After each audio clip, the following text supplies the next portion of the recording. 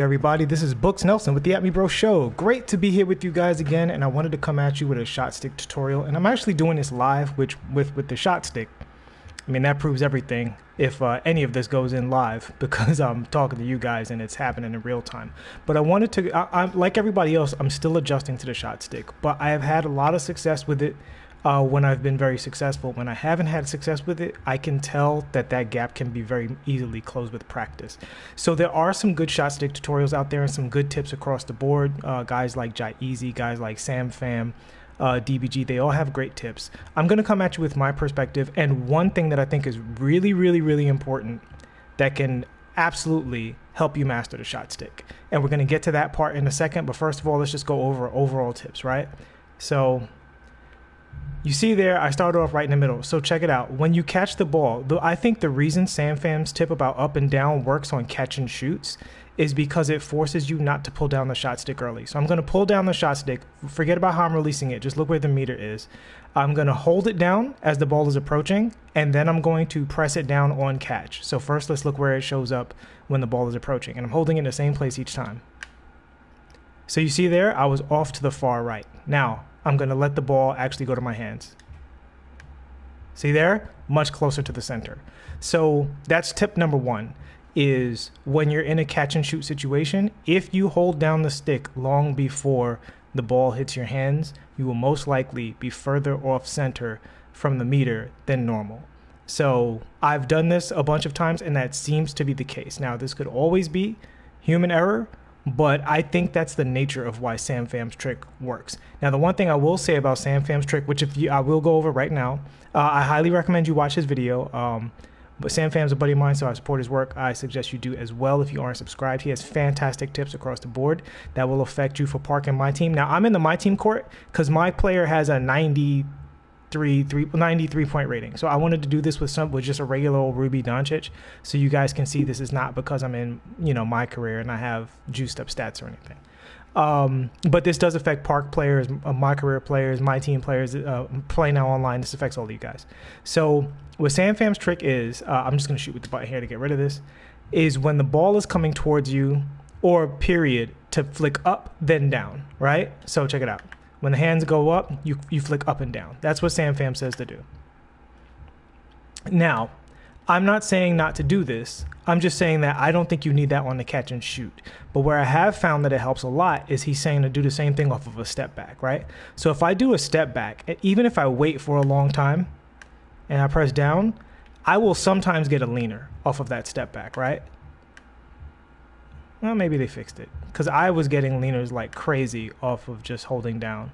But with Sam Pham's trick, it guarantees that you don't get a leaner. If you flick up and down, like right there, I flicked up and down, it guarantees you don't get a leaner, and it gives you center. Even though that shot missed, it might be because his ratings aren't high enough to hit a fadeaway three-pointer consistently, but you saw the shot was actually in the middle there.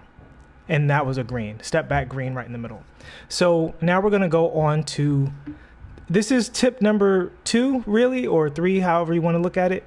But the main thing is you have to have the shot stick relatively close to the center whenever you pull up. So that's just something about however you're holding your controller, whatever controller you're using. For instance, I normally play on an Xbox controller to just save battery and because they're very sturdy, but the PlayStation controller is much, much better for right stick aiming. Now, when I say Xbox, I play with the Xbox 360 wired controller, so I'm not using any battery or anything.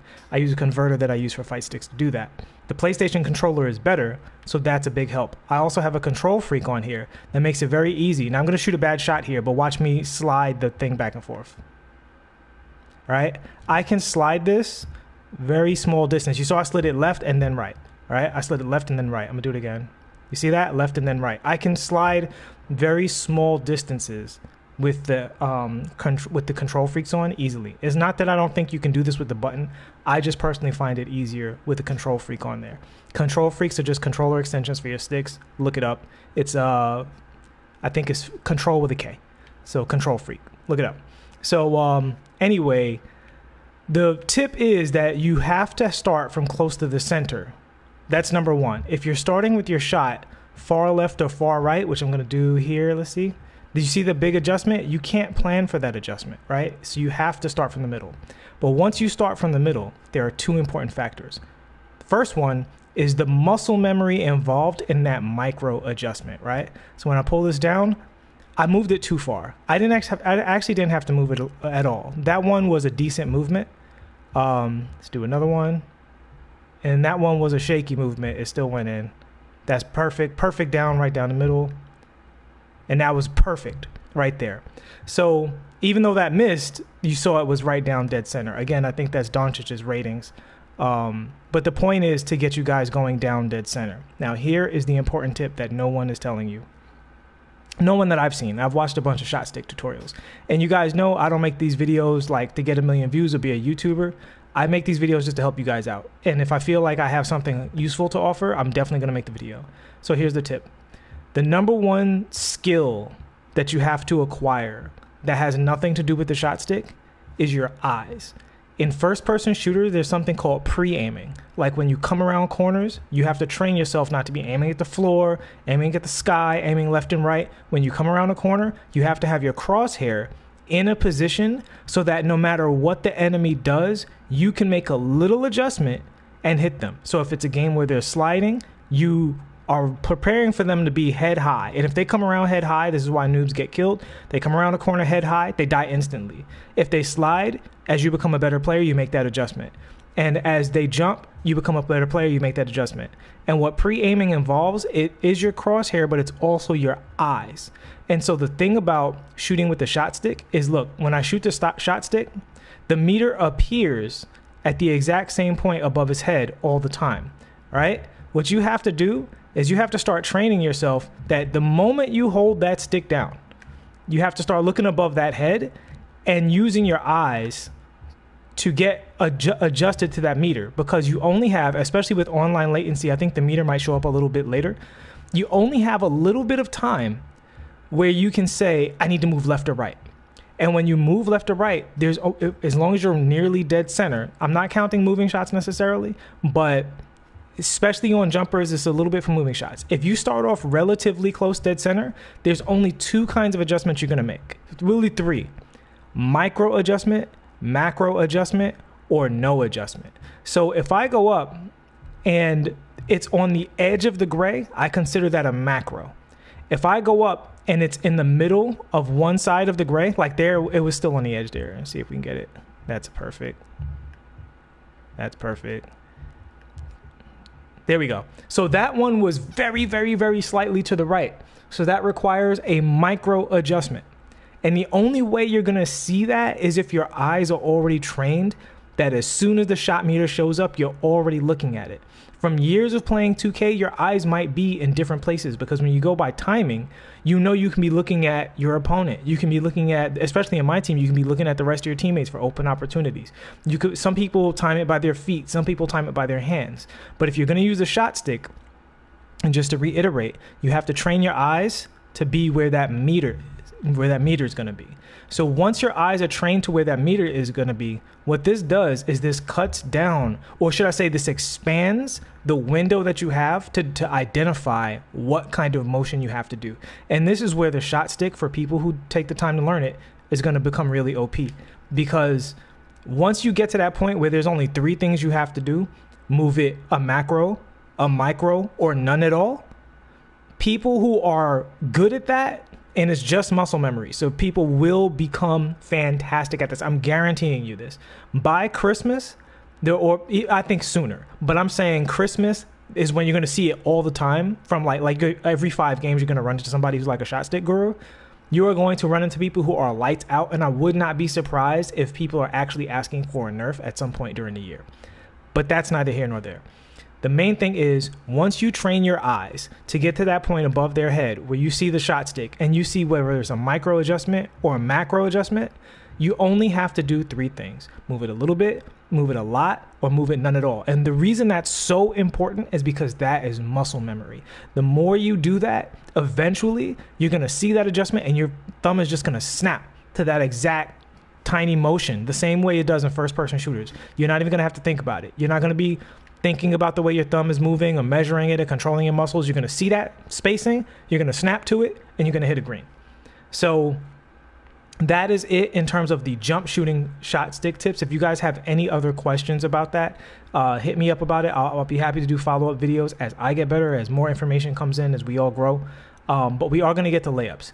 Now, Jai Easy uses down, and I think that's perfectly valid, but I use up. And here's the trick to using the shot stick on layups, basically. So when you go up for a layup, right, you get your motion going, and what you're going to do basically is kind of a Street Fighter fireball motion, right? Like you're just going to go either right or up or downward diagonal or left, and whichever direction you go up with the layup. And you're going to instantly swing the stick upwards after you start the layup. Don't wait. This is the opposite of the jump shooting. With the jump shooting, you're staring, waiting for the shot stick to appear, and then you're making your decision. With the layups, what you're doing is you're starting layup animation and you're swinging up. You saw how I was already in the right place? I'm not waiting for the shot stick to appear, and the shot meter to appear, and there's a specific reason for this. Because when you do layups, the meter is always in the same place. It's always 12 o'clock or 6 o'clock, whichever you decide. It's always going to be 12 o'clock or 6 o'clock on layups. So you saw that? I was already moving before the meter appeared, because I don't need the meter to tell me where to be. I know where I need to be. And if I'm off, just like physically, I can make an adjustment based on being off. But basically, if I'm perfect, going up dead center is always going to be the thing. Now, the key is once you start your layup, you want to move it, you want to swing it. Don't wait for the meter to appear. Just get into your layup motion. I was actually a little late there. But as soon as the animation for the layup begins and you realize that you're not getting a dribble, you're not getting a jumper, you just swing that stick upwards. You saw right there, I was already almost dead center on that layup there. And that will give you a lot of layup success, basically, just doing that. See right there, that's another green. So hopefully this demonstration helped you guys out. I'm going to check the chat for any questions before I get out of here. I am working, so I have to get back to the art table, as it were. But I do want to see what you guys are talking about to see if there's anything that I can help you out with before I get out of here. But that is basically the shot stick tips. Just to review, you have obviously you got to practice, get your muscle memory up.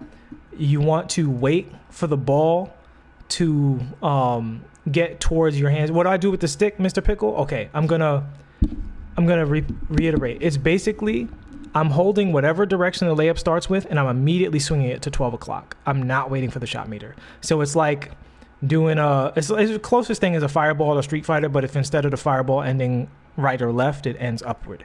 So it's just either 6 o'clock to 12 o'clock, or 3 o'clock to 12 o'clock, or 9 o'clock to 12 o'clock, whatever 2 o'clock to 12 o'clock. And I'm just doing that swing before the layup even shows up. And if I'm slightly off, I'm doing a minor adjustment.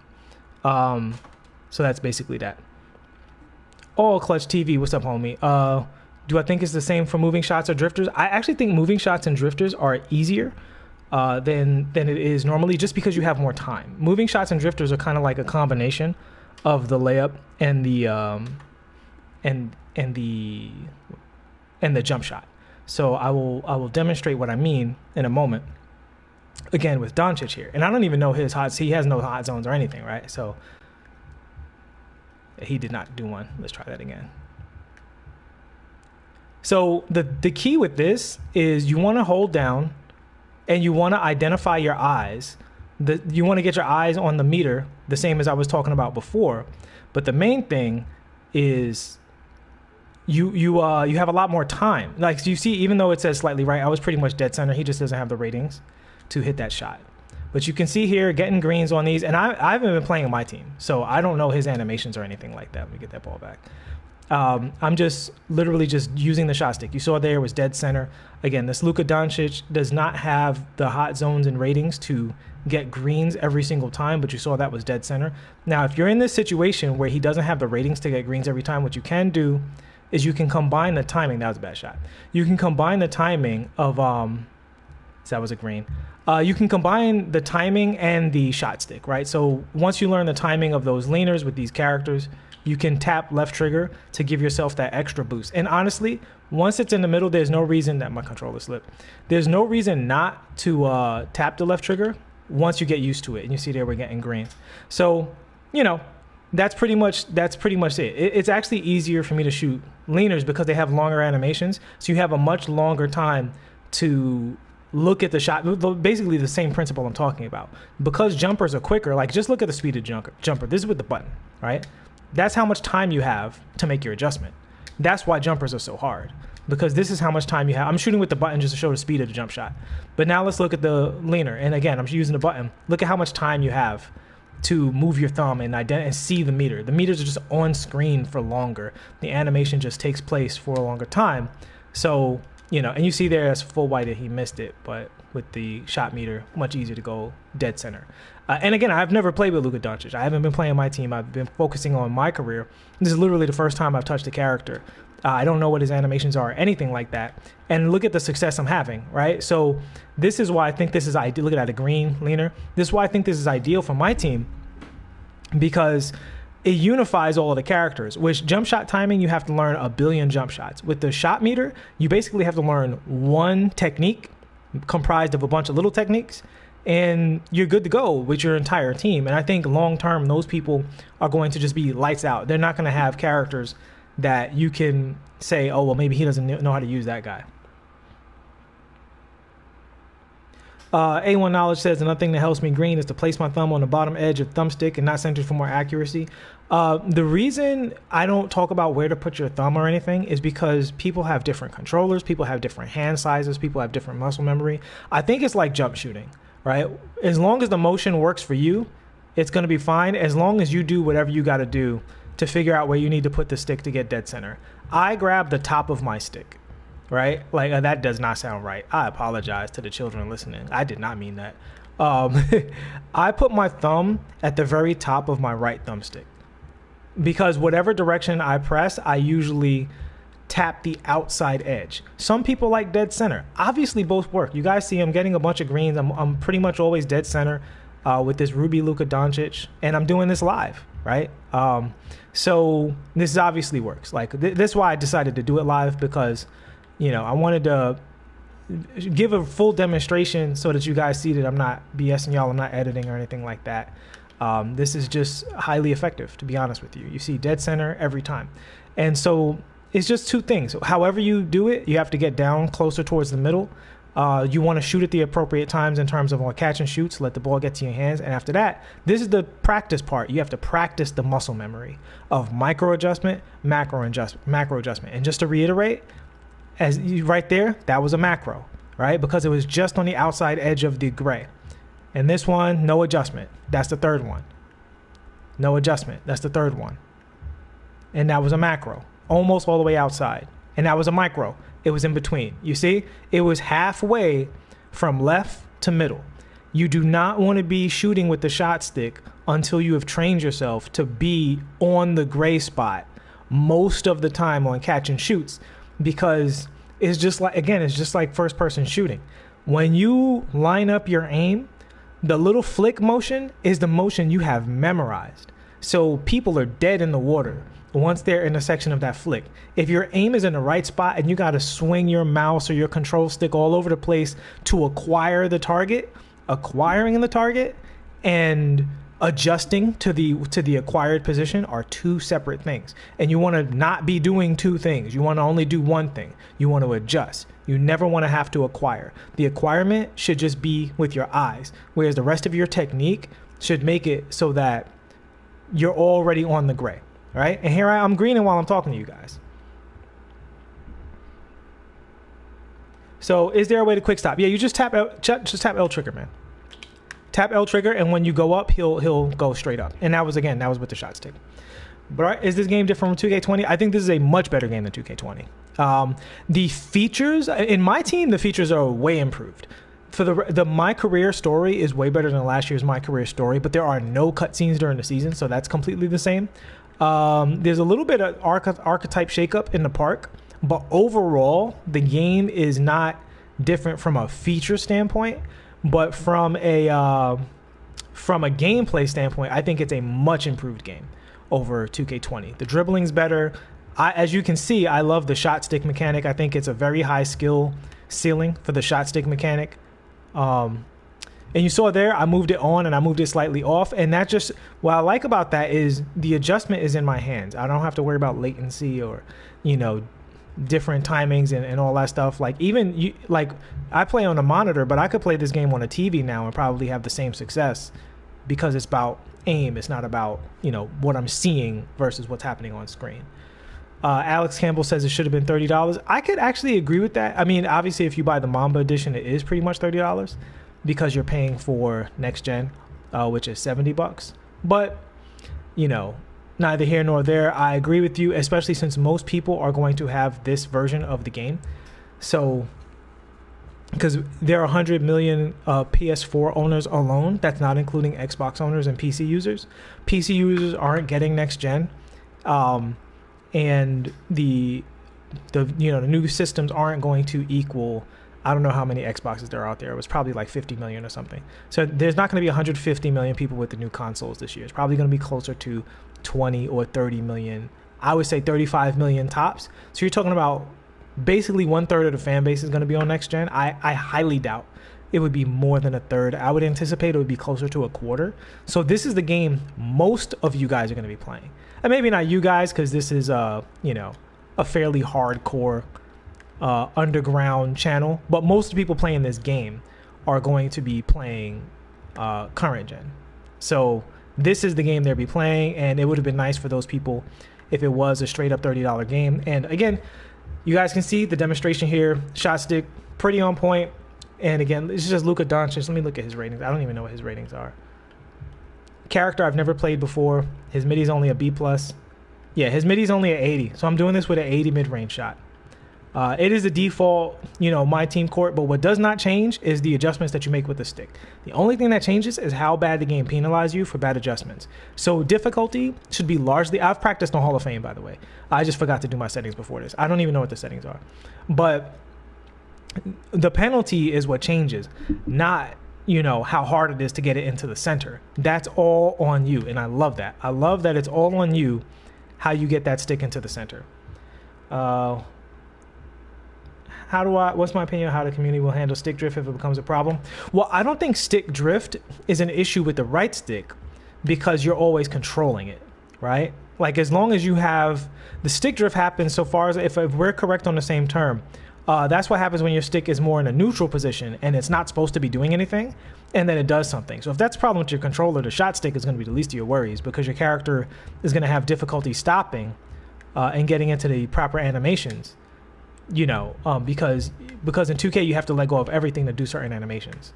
So, yeah. So I think if you have stick drift, I mean, quite honestly, you just have to get a new controller. And it's so unfortunate because PlayStation controllers are extremely fragile. That's why I was using an Xbox controller. But all right, guys, I'm gonna wrap it up here. Thank you so much for watching. I hope this was helpful for you.